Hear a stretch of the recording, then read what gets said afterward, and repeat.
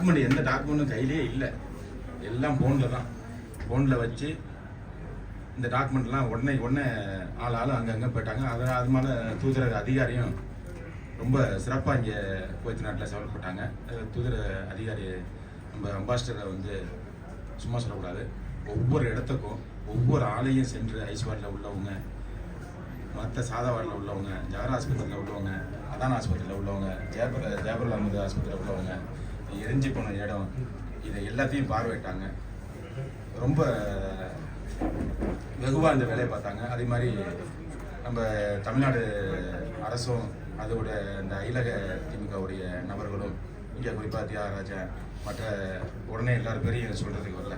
அது இல்லாமல் நம்ம டிவிஎஸ் எம்ஏ ஐதர் குடும்பத்துடைய ஐதரன் போய் அந்த எரிஞ்ச இடத்த ஹாஸ்பிட்டலில் ஒவ்வொரு இடத்துலையும் போய் பார்வையிட்டு இருந்தாங்க.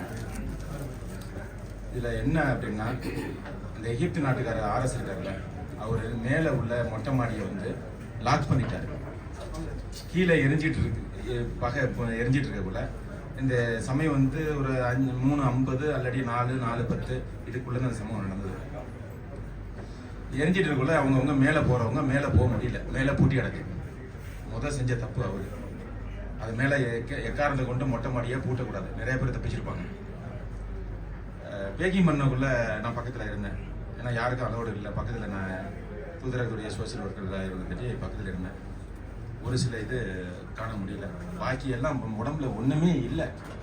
அப்படின்னா வெறும் கறி மட்டும் தான் உடம்புல இருக்கு, பாக்கி எல்லாம் சிரிச்ச முகத்தில் இருக்காங்க, அப்படியே படுத்திருக்காங்க. ரொம்ப மனசு வேதனையாக இருந்துச்சு. கிட்டத்தட்ட ஒரு 38-37 வாடி வரைக்கும் நான் பேக்கிங் பண்ணக்குள்ள பக்கத்தில் இருந்தேன். ரொம்ப வரசா இங்கேருந்து டாக்குமெண்ட் எடுத்துட்டு ஓடி இருக்கோம். இதில் இடையில ஒரு 2 டாக்குமெண்ட் சீரடி நம்பர் மாறி போயிடுச்சு. உடனே தொடர்பு கொண்டு அடிப்பாக நீங்கள் தான் போகணும் அப்படிங்கிற கட்டளை தூதரக அதிகாரியை பிறப்பிக்கிறாங்க. சரி, உடனே இப்போ மைதானவளிக்கு உடனே போய் நான் மதியம் மற்ற கேரளா சேர்ந்த சகோதரர்கள்லாம் ஓடி போய் அந்த சரி பண்ணிட்டு, அந்த எந்த இடத்துல சரி பண்ணணும் அந்த இடத்துல ஒரு சீலு குத்தணும். அந்த இடத்துல சீலு குத்தினா தான் இது வந்து அந்த அதிகாரி சரி பண்ணதா வரும். அதே மாதிரி குவைத்தினுடைய கவர்மெண்ட் சிறப்பான இதை செஞ்சாங்க. 1 மணிக்கு எல்லாம் க்ளோஸ் பண்ணுவாங்க. உங்களுக்கு தெரியும், இந்த காலேஜ் சீல் வைக்கிறது 1 மணிக்கு க்ளோஸ் பண்ணுவாங்க.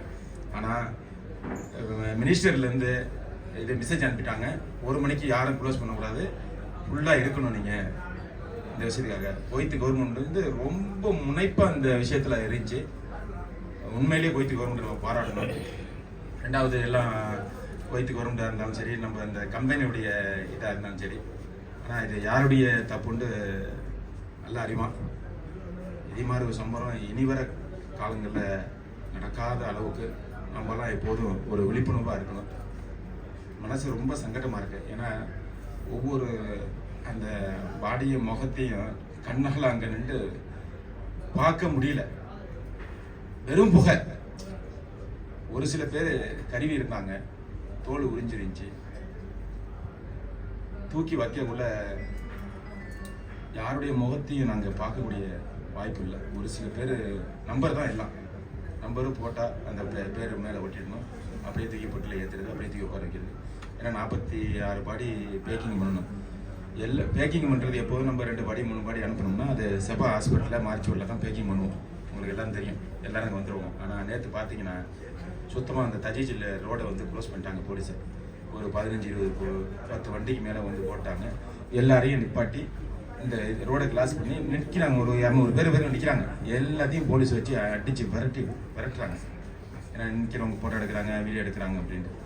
நம்ம கூட வந்தால் கூட 2 பேரோட ஃபோனெல்லாம் மொபைல்லாம் பிடிங்கிட்டாங்கன்னு வச்சுக்கலாம். அதெல்லாம் பிடிச்சி திரும்பி வாங்கி கொடுத்தேன். ஆனால் ஆட்டோமேட்டில் ஒரே நாளில் வந்து குவைத்தை பொறுத்த வரைக்கும் செஞ்சு ஊருக்கு அனுப்பணும்னா அது குவைத் தான் சாத்தியம்.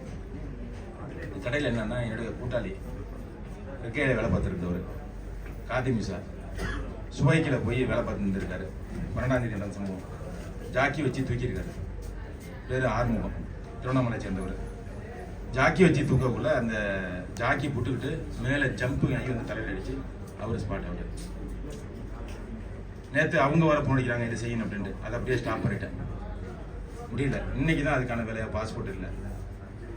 பாஸ்போர்ட் எங்கேயோ கொண்டு வச்சுட்டாரு. சிவலி இல்லை, எங்கன்னு கேட்டால் சிவலி தெரியலங்கிறாங்க. அந்த ஸ்பான்சரில் இவர் வந்து காதிமுசா ஒரு இடத்துல போய் வேலை பார்க்குறாரு அப்படின்னா அவருடைய அவங்க என்ன வச்சுட்டாங்க, அந்த எகிப்து சூரியகாரங்க இவருடைய பரிசோட தூக்கி எரிஞ்சிட்டாங்க வாங்கி.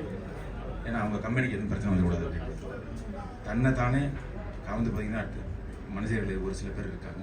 நான் அடுத்தவங்க எப்படி போட்டுவோம் அப்படின்னு இருக்காங்க. இன்ஷால்லா இது ஒரு முன்னாள் மாதிரி இந்த இறந்து போன குடும்பத்துக்கு தமிழக அரசு 5 லட்சம் ரூபா பணம் அறிவிச்சிருக்கிறேன். ரெண்டாவது அந்த கம்பெனியை சேர்ந்தவங்க 8 லட்ச ரூபா என்னமோ அறிவிச்சிருக்காங்க.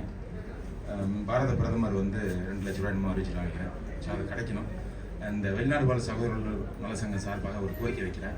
இந்த 46 பேரை ஊருக்கு அனுப்பலாம்ல, இந்த 46 பேருடைய குடும்பத்துடைய ஃபோன் நம்பர் அட்ரஸ் எனக்கு கொஞ்சம் வாங்கி கொடுங்க.